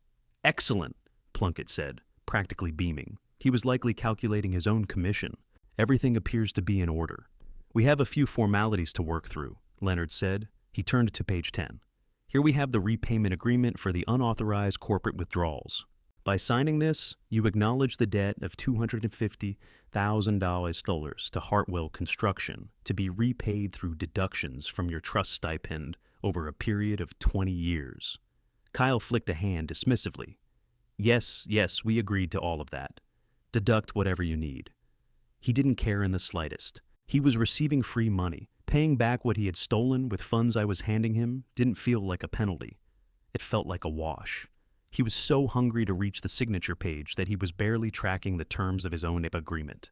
Leonard moved through more pages. He discussed tax implications. He walked through trustee oversight. He covered investment strategies. Kyle and Brittany bobbed their heads in unison, agreeing to everything, absorbing nothing. They were impatient. They wanted the check. "And finally," Leonard said, pausing at page 42, "we have Addendum B, I shifted forward slightly, settling my chin over my hands on the cane's handle. This was the moment. This was the kill shot. Leonard adjusted his glasses. This is the conduct clause. Standard in trusts of this size to safeguard the principal from misuse. It requires that the beneficiaries maintain good standing with the law. Brittany let out a light tinkling laugh. Well, we're certainly not planning on robbing any banks. Leonard didn't smile. The clause specifies that if any beneficiary is convicted of a crime misdemeanor or felony against the grantor or his estate, their interest in the trust is immediately revoked. Furthermore, and this is important, if any past fraudulent financial activity currently unknown to the grantor is discovered after the execution of this document, the trust is voided retroactively and the funds revert to a charitable remainder trust. It was a mouthful of legalese, designed to sound dull, designed to read like the kind of boilerplate padding lawyers insert to justify their billing. Kyle stared at the page. The text was dense, single-spaced. He didn't read it. He glanced at the clock on the wall. He was probably thinking about lunch. Standard stuff, Kyle said. Good standing. Got it. Where do we sign? My heart hammered against my ribs. He didn't ask what constituted fraudulent activity. He didn't ask whether it covered things he'd already done but never owned up to. He assumed that, because I was the one creating the trust, I had forgiven everything. He assumed the slate had been wiped clean. What he didn't understand was that I wasn't wiping anything clean. I was sealing the evidence inside glass. Right here, Leonard said, pointing to the signature line at the bottom of the page. And initials on each page, please. Kyle picked up the pen. It was heavy and expensive fountain pen. He uncapped it. The scratch of the nib against the paper was sharp in the silence. Scratch, scratch, scratch. He signed his name, Kyle Hartwell. Then he slid the document across to Brittany. She didn't pause. She didn't read a single word. She signed with a flourish, looping letters like she was giving an autograph. They pushed the document back toward Leonard. Done, Kyle said, settling back in his chair with a satisfied exhale. I looked at the signatures. They were perfect. They had just put their names to a contract that said, in essence, if I caught them doing anything else wrong or discovered anything they'd already done, they lost everything. And the beauty of it was that I already knew about the things they hadn't confessed to. I knew about the safety deposit box registered under Brittany's maiden name. I knew about the second set of books Kyle kept for the side jobs. I was simply waiting for the ink to dry before I used it. Leonard closed the folder. Congratulations, he said, his voice flat. The trust is now active. Kyle stood and came around to me. He placed a hand on my shoulder. It landed heavy like something I was being made to carry. Thanks, Dad, he said. You won't regret this. We're going to make you proud. I looked up at him. I looked into the eyes of the boy I had raised, the boy who had grown into a thief. I know, Kyle, I said quietly. I know exactly what you're going to do. Brittany came over and gave me a stiff hug. She smelled of expensive perfume bought with my money. I'll see you Sunday for dinner, she asked. We can celebrate. I'm not up for dinner this week, I said, gripping the cane. I need to rest. I need to recover. Of course, she said, stepping back. Take all the time you need. We're here for you. They walked out of the room. Mr. Plunkett shook hands with Leonard and followed behind them. I could hear them laughing out in the hallway. I heard Kyle say, "Drinks are on me." The door clicked shut. I sat there for a long moment. The silence of the room settled over me. I let the cane drop to the floor with a loud clatter. I sat up straight, the feebleness gone from my posture in an instant. I rolled my shoulders back, releasing the tension I'd been holding for the better part of an hour. I looked over at Leonard. He was already locking the blue folder into his briefcase. They didn't even read it, Leonard said, shaking his head. They didn't read Addendum B. Greed blinds you, Leonard, I said, getting to my feet and walking to the window. When you're staring straight into the sun, you don't see the cliff you're stepping off. Leonard snapped the locks on his briefcase. So what now? The trust is active. They have access to the first stipend next month. Now, I said, looking down at the street where Kyle and Brittany were spilling out of the building, high-fiving each other, right there on the sidewalk. We let them get comfortable. We let them spend a little money. We let them convince themselves they're untouchable. I watched them climb into a taxi. They looked so happy. They looked so certain they'd won. And then I spoke, my voice dropping to a whisper, colder than a Detroit wind. We pull the rug. I turned back to Leonard. Do you have the surveillance team ready for tonight? Leonard nodded. They're parked outside the motel. They'll follow them everywhere. Good, I said. Because Kyle has money in his pocket now, and a gambler with money is a ticking time bomb. He won't be able to stop himself. He'll go to the casino, or he'll call his bookie, or he'll try to bury one of the old messes he thinks I know nothing about. I picked up my coat. The countdown has started, Leonard. Let's go. I have a feeling tonight is going to be very interesting. The witching hour is usually 3:00 in the morning, but in my house the demons arrived at 2:15. I was not asleep. Sleep had become a stranger since the moment I understood that my family was a nest of vipers. I was sitting in the dark of my study, the only light a pale wash from the street lamp outside, bleeding through the heavy velvet curtains. I was waiting. Leonard's surveillance team had reached out 2 hours earlier. They told me Kyle had left the motel in a rental car, driving erratically, stopping at a bar known for the kind of clientele who break kneecaps for a living, then heading straight here. I knew he was coming. I knew exactly why. The trust we'd signed 3 days ago was a promise of future wealth, but Kyle had present tense problems. Sharks don't care about future dividends. They care about blood in the water today. I heard the car roll up the driveway. He cut the engine before he reached the garage, trying to move quietly. It was pathetic. The crunch of gravel under tires was as loud as a gunshot in the suburban silence. Then footsteps slow, hesitant creeping toward the back door. I sat perfectly still in my wingback leather chair. Across my lap lay my old Remington 870 shotgun. It was not loaded. I would never shoot my own son, no matter what he deserved. But Kyle didn't know it was empty, and fear is a far more powerful weapon than buckshot. I heard the jingle of keys. He was trying the back door off the mudroom. I heard the metal slide into the lock. Then the confusion. A jiggle of the handle. A curse muttered under his breath. He was using the key I'd given him 10 years ago, the key to his childhood home. He didn't know that key was now useless metal. He didn't know that Pete the locksmith had turned this house into a fortress. He tried again harder, grinding the key against the tumblers. It refused to turn. Panic makes people stupid. If he'd been thinking clearly, he would have walked away. He would have understood that a changed lock meant I knew, but he wasn't thinking. He was desperate. I heard him move left toward the kitchen window. I knew that window. The latch was sticky. It was the weak point. Then came the sound I had been dreading. The crash. It wasn't clean. He must have used a rock from the garden, or maybe the tire iron. The glass gave way with a violence that made me flinch even though I'd been expecting it. Shards rang out against the tile floor, and the sound rolled through the house. I stayed in the chair. I controlled my breathing, in, out, and out. I heard him climbing through. I heard the grunt of effort as he hauled himself over the sill. I heard his shoe come down on the broken glass. He was inside. My son, the CEO of my company, the beneficiary of a $2 million trust, was now officially a burglar, a felon. He had just triggered the forfeiture clause of a document he hadn't bothered to read. The money was gone. The future was gone. He just didn't know it yet. He moved quickly now. He didn't go upstairs toward the bedrooms. He came straight down the hallway toward the study. He knew exactly where the value was. He wasn't after cash. He knew I'd stopped keeping large amounts of money in the house. He was coming for the display case. The study door eased open. A flashlight beam sliced through the dark, sweeping across the bookshelves, the desk, the Persian rug. He didn't swing it toward my corner. His attention was locked on the cabinet against the far wall, the one that held my watch collection. I watched him from the shadows. He looked manic, sweating, his hair matted to his forehead.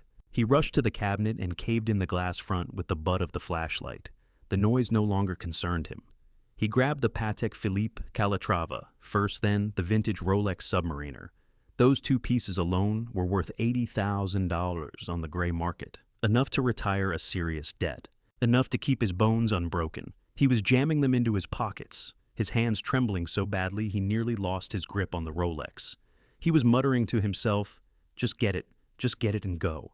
I let him fill his pockets. I let him believe he'd pulled it off. I let him turn to leave. Then I reached over and clicked the switch on the brass lamp beside my chair. Light flooded the room, harsh, sudden total. Kyle froze. He spun around, eyes wide, pupils blown open with terror. He saw me. He saw the look on my face. And then he saw the shotgun resting across my knees, the barrel pointed loosely in his direction. The sound he made wasn't quite a scream. It was a strangled gasp pulled straight from the bottom of his fear. He dropped the flashlight. It rolled across the floor, its beam spinning wildly before coming to rest against the leg of the desk. "Dad!" he whispered. "Don't, please!" I didn't move the gun. I didn't raise my voice. I spoke with the measured calm of a judge reading a sentence. "Put them back," I said. Kyle was shaking so hard his teeth were clicking together. "Dad, listen, I can explain. Put them back."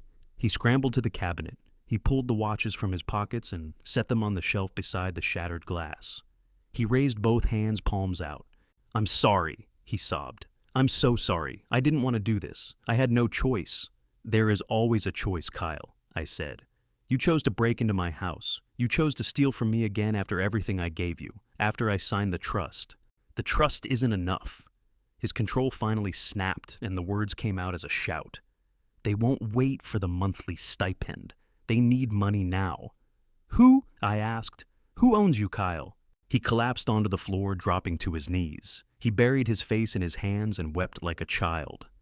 "The Albanians," he choked out. "The guys who run the poker site. I owe them 50 grand.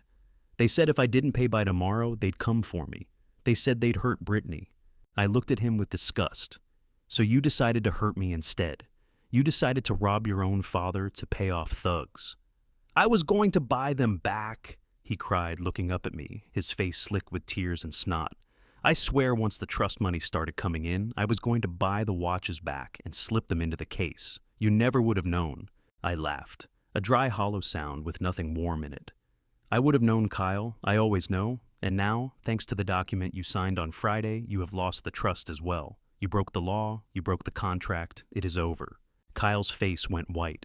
"No, no, you can't. You can't take it away. We need that money. We have plans. Brittany has plans."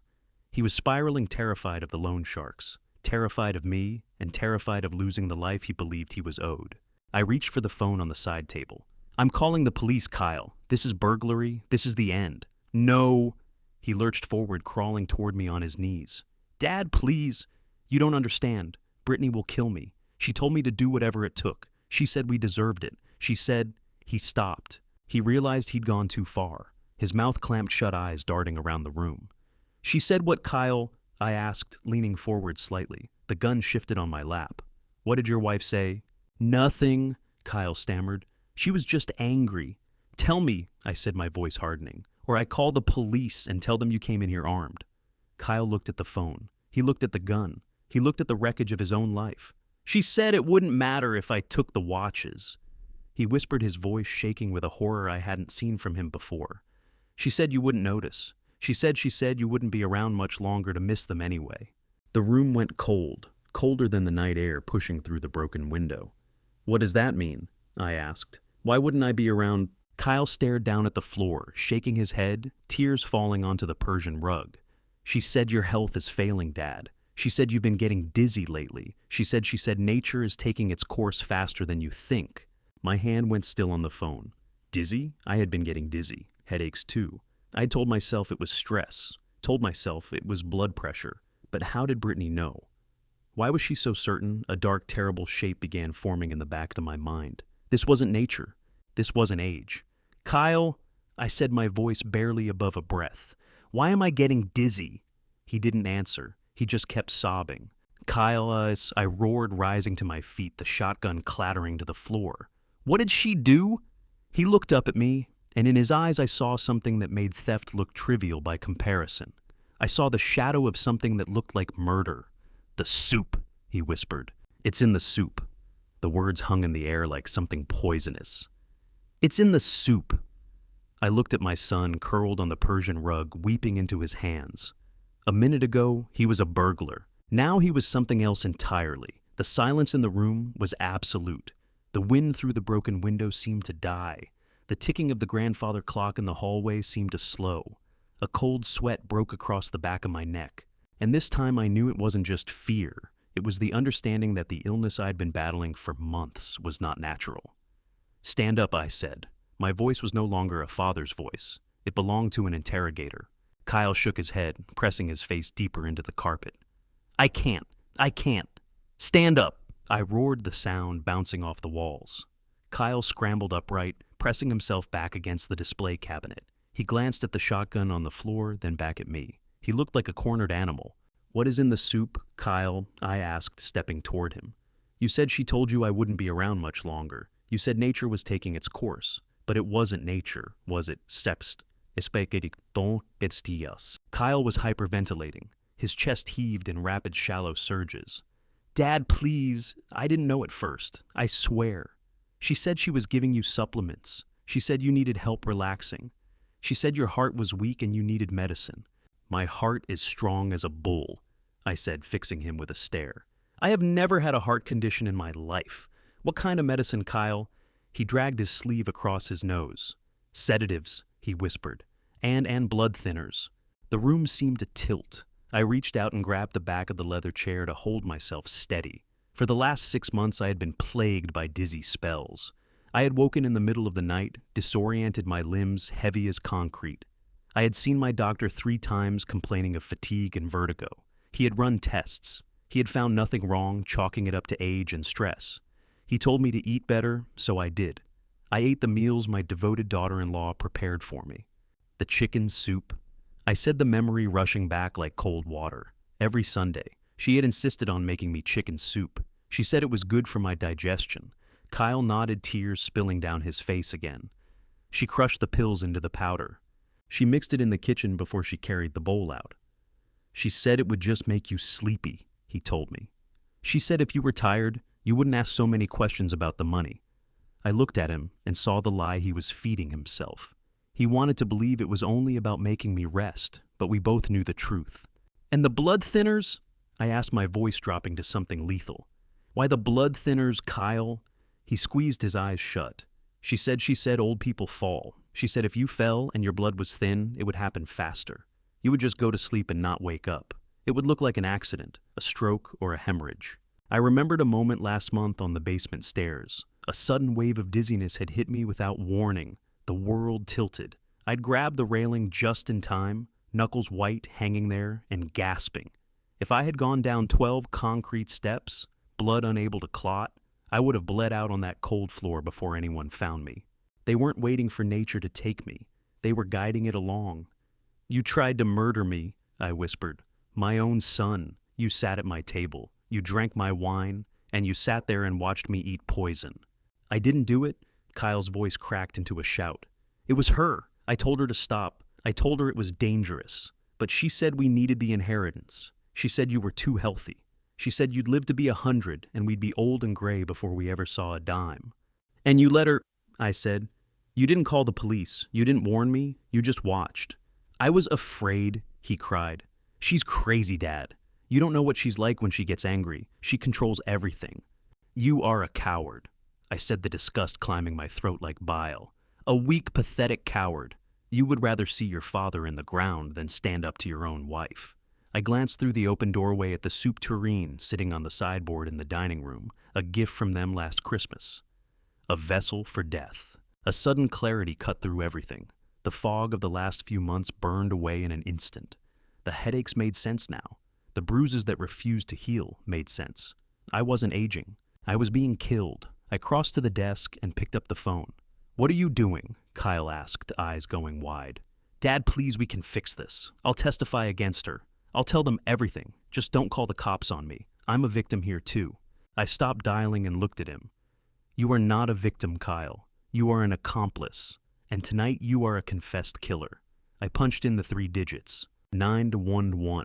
Kyle lurched toward me. For one cold second I thought he was going to finish what Brittany had started.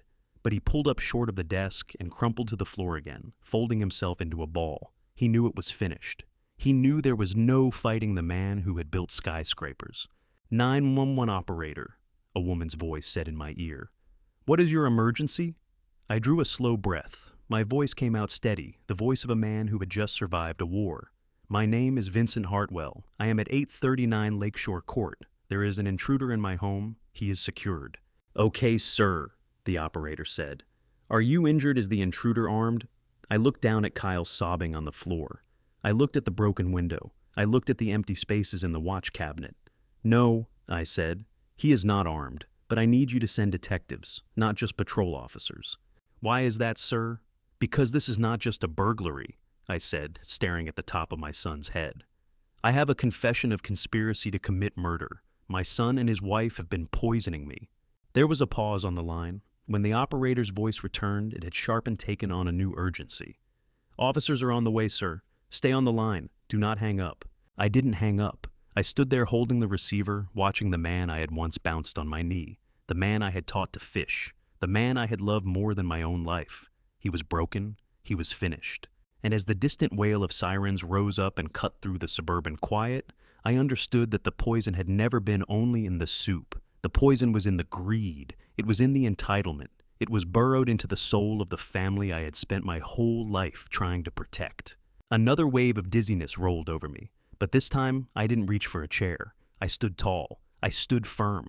I would not fall. I would not give them that. I would live. I would live long enough to see them in orange jumpsuits. I would live long enough to see justice. And first thing tomorrow, I would pour every drop of soup in this house down the drain. The flashing blue and red of the police cruisers swept through my living room windows, painting the walls in a frantic strobing rhythm. It looked like a disco for the damned. Officer Grady was among them, the same young cop who had taken my statement at the hospital. But he hadn't come alone. He'd brought the heavy hitters. Detective Vasquez stood in the center of my study. A man with a face like quarried stone and eyes that had absorbed enough human misery to be surprised by nothing. I stood at the desk spine, straight, the adrenaline settling now into something cold and fixed. I handed Vasquez the USB drive from the security system. "This is the footage of the break-in," I said, my voice level. "It captures the forced entry. It captures the attempted theft of property valued at over $80,000. But that is the least of it." Vasquez looked at me, one eyebrow lifting. "The least of it?" I picked up my phone. I had already stopped the recording and saved the file. I pressed play. The sound of Kyle's sobbing filled the room, small but undeniable. Then my own voice asking the question that had split my world open. "What is in the soup, Kyle?" And then his answer, the confession that would bury him. "Sedatives, blood thinners." She said it would look like an accident. The room went dead silent. The only sound was the labored breathing of my son, still curled on the floor under the watch of two uniformed officers. Vasquez listened to every second of it. He didn't blink. When it ended, he looked down at Kyle with a blend of pity and professional contempt. "Get him up," Vasquez said. The officers hauled Kyle to his feet. He was limp, a puppet with its strings cut. He wouldn't look at me. He stared at the floor, eyes vacant. As the handcuffs snapped around his wrists, the metallic click landed like a gavel coming down. "Dispatch, this is Vasquez." The detective spoke into his radio. "We have the male suspect in custody. Upgrade the charges. We are looking at conspiracy to commit murder in the first degree and burglary." "Copy that," dispatch replied. "Unit 3 is at the motel. They have secured the female suspect." I listened carefully. The radio crackled again. "Detective, you're going to want to hear this." We tossed the room.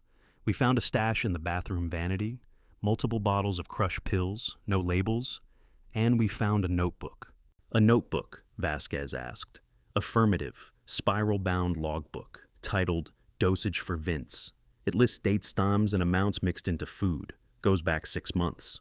A chill moved through me that had nothing to do with the broken window. A logbook. They hadn't just poisoned me. They had documented it. They had turned my murder into a science project tracking the decline of my health with the same precision I once used to lay the foundation of a skyscraper. That book was not merely evidence. It was pure evil bound in paper. "That's enough," Vasquez said. "Bring her in." I watched them lead Kyle out of the study. He shuffled past me, the stench of fear coming off him in waves. He stopped for just a fraction of a second, as if he wanted to say something. Maybe beg forgiveness. Maybe ask for help one final time. But he saw my face. He saw the wall. He kept walking. Leonard arrived at the front door just as they were guiding Kyle down the porch steps. My lawyer took in the handcuffs, then the police cars lined up in the driveway. He looked at me, standing in the doorway, a solitary figure in the glow of the hallway light. He didn't need to ask what had happened. The scene needed no explanation. I stepped out onto the porch to meet him. The rain had stopped, leaving the air sharp and cold. "It is done, Leonard," I said quietly. "They were poisoning me for 6 months. Leonard's face drained of color. He looked physically sick. "My God, Vince, I am so sorry." "I don't need sympathy, Leonard," I said. "I need you to execute the contract." Leonard nodded slowly, reaching into his jacket for his phone. He understood. "Trigger Addendum B," I said. "The forfeiture clause." Leonard tapped the screen, his fingers moving without hesitation. "It is done," he said. I just sent the formal notice to the trustee. As of this moment, the Bernard Kowalski Family Trust is void. The $2 million has been stripped from the beneficiaries due to the commission of a felony against the grantor. Where does it go? I asked, watching the officer press Kyle's head down to guide him into the back of non-cruiser. St. Jude Children's Research Hospital, Leonard said, just as we drafted. Good, I said. It will save children who actually want to live instead of funding adults who want to kill. Down the street, a second set of flashing lights came around the corner, the other unit transporting Brittany from the motel to the station. As the car moved past my house, I caught a glimpse of her through the window. She wasn't crying, she was screaming, her face contorted in raw fury, shouting at the glass that stood between her and the world. She was still fighting. She still believed she could charm her way out of this. She hadn't yet grasped that her own logbook had already sealed her fate. The neighbors were out now. Mrs. Durbin stood on her lawn in her bathrobe, one hand pressed to her chest. The young couple from next door peered through their blinds. They were watching the collapse of the house of Hartwell. They would talk about this for years, whispering about the old man and his ungrateful children. Let them talk. I watched the 2 police cars roll away, their taillights shrinking into the dark, carrying with them the last poisonous remnants of my old life. I stood there for a long time. I checked my pulse. Steady? I drew a slow breath. My lungs were clear. I was alive. I was alone. Yes. But I was alive. And for the first time in 6 months, the dizziness was gone. I felt strong. I didn't cry. Tears are for loss. And I had lost nothing tonight. I had simply taken out the trash. It has been exactly 365 days since those flashing lights faded from my driveway. But the silence that came after has been the loudest thing I have ever heard. They say time heals all wounds, but what I have found is that time is actually a builder. It clears the rubble of the past, so you can raise something new on the foundation. And I have done a great deal of building this year. The trial was a spectacle, exactly the kind of drama Brittany always craved, though I doubt she savored the ending. The judge did not buy the tears this time. He did not buy the story about stress or the manipulation of her parents. The evidence was too overwhelming. The logbook of poison dosages was the nail in her coffin. I sat in the front row every single day watching her unravel. When the gavel finally came down, 15 years in a maximum security federal prison for attempted murder and conspiracy, she didn't scream. She simply slumped in her chair, a hollow shell of the woman who had believed she could outsmart a man who built skyscrapers. Kyle was a different story. True to his nature, he buckled under pressure. He cut a deal. He testified against his wife, pouring out every secret, every plan, every hushed conversation about my death. He tried to save himself, or at least what was left of himself. The judge gave him 8 years, a mercy he had not earned. But watching him led away in handcuffs, weeping not for what he had done, but for what it had cost him, brought me no satisfaction. It brought me closure. He looked back at me one last time before the side door closed behind him. I held his gaze. I didn't wave, I simply nodded. A nod that said goodbye to the son I believed I had, and goodbye to the criminal he had chosen to become. For the Coltons, karma arrived in the form of a tax audit. It turns out that concealing $600,000 in cash from a property sale is something the IRS takes a dim view of. They seized everything, the bank accounts, the hidden assets, and yes, that brand new $400,000 luxury RV. Last I heard, Dwayne and Patrice are living in a rusted 20-year-old camper in a public parking lot on the outskirts of Tucson, getting by on Social Security and the charity of strangers. They wanted life on the open road. Now they have nowhere else to go. With the legal battles behind me, I turned my attention to the house. That beautiful Victorian mansion, the one I had poured my soul into, felt different. It no longer felt like a home. It felt like a crime scene. Every corner held a ghost. The dining room where the glass was thrown, the study where the safe was scratched, the kitchen where the soup was prepared. I couldn't breathe inside those walls anymore, so I sold it. I didn't haggle. I didn't wait for the market to peak. I sold it to a young family who knew nothing of its history, a family who would fill it with fresh, innocent memories. The check was substantial. Added to the liquidated bonds from the voided trust, I had more money than I could spend in 10 lifetimes. But I was finished stockpiling wealth for people who felt entitled to it. I wanted to build something that would outlast wood and stone. I wanted to build character. 6 months ago, I cut the ribbon on the Vincent Hartwell Woodworking Center. It sits in one of the harder corners of the city, the kind of neighborhood where young people grow up believing their only paths lead to gangs or poverty. The facility is state-of-the-art. We teach carpentry, cabinetry, and structural engineering, but we teach more than craft. We teach discipline. We teach the value of earning what you have. We teach respect. I am there every day, not just as the donor, as the head instructor. I look out across a room full of faces, young men and women, who have been handed very little and dealt a bad draw, and I see a hunger in them that Kyle never had. When I show a 19-year-old how to plane a piece of oak until it is smooth as glass, I see a light come into his eyes that money cannot purchase. These kids call me Mr. B. They listen when I speak. They thank me when I correct them. They are not my blood, but in the sawdust and the din of the workshop, they have become my family. They are the legacy I was always supposed to leave. Now I am far from the noise of Detroit. I am sitting on the porch of a small cabin in Wyoming, looking out over a lake as still as a mirror. The air is crisp and carries the scent of pine and wood smoke. It is simple out here, a 2-room stone cabin built with my own hands over the summer. No east wing, no marble floors, no hidden cameras. Just a wood fire and peace. The sun is going down behind the mountains, setting the sky ablaze in shades of purple and gold. I reach for the bottle on the table beside me. A Cabernet of vintage not unlike the one that was thrown at my face that Easter Sunday. But this time, the wine is not a weapon. It is a sacrament. I pour a glass. The deep red swirls catching the last of the light. I hold it up and look through it. I think about the scars on my forehead now faded to faint white lines. I think about the empty chair at the table. A flicker of sadness moves through me, brief and soft for what might have been. But it passes quickly, replaced by something deeper. A profound, settled sense of relief. I am free. I am not bracing for the next lie. I am not waiting on the next request for money. I am not waiting to die. I raise the glass toward the horizon, where the first stars are beginning to show. I think of my late wife, the woman who loved flowers and hated conflict. She would have been heartbroken by what happened, but I know she would have been proud of how I saw it through. She hated weeds in her garden. She understood that sometimes you have to pull them out by the roots to give the flowers room to breathe. My love, I whisper into the cool Wyoming air. I did it. I cleaned house. The weeds are gone. The garden is safe. I take a sip of the wine. It tastes like dark cherries, oak, and victory.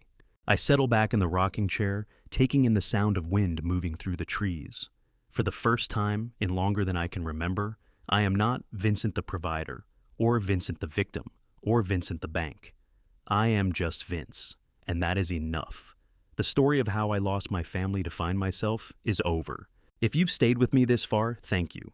Truly, you sat with me through the hardest year of my life, and I don't take that lightly. Looking back, the thing that cost me most wasn't the money or the house or even the health I nearly lost. It was the grief of realizing that the people I had given everything to had decided I was worth more dead than alive. That kind of wound doesn't close quickly, but I believe God doesn't let that kind of darkness win forever. The truth has a way of rising, and when it does, it rises with evidence in hand. Here is what I want you to take away from this family revenge story, not as a warning, but as hard-earned wisdom. First, document everything. A man who keeps records cannot be erased. Paper is patient in ways that memory never is. Second, if someone only comes around when they need something, that is not love. That is a transaction. Know the difference before it costs you. Third, the most dangerous people in your life are rarely strangers. They are the ones who know your routines, your habits, and which soup you eat every Sunday. Fourth, it is never too late to rebuild. Whether you are 30 or among those of us who are adults. Step plus. The foundation is still there if you are willing to work with what remains. If this story moved you, leave a comment below. I rate everyone. And if you know someone who is being taken advantage of by the people closest to them, share this with them. Sometimes a story is the thing that helps a person finally name what they've been living through. Subscribe to Honor Revenge Stories so you never miss what's coming next. Thank you for listening. Take care of yourselves out there. Good night.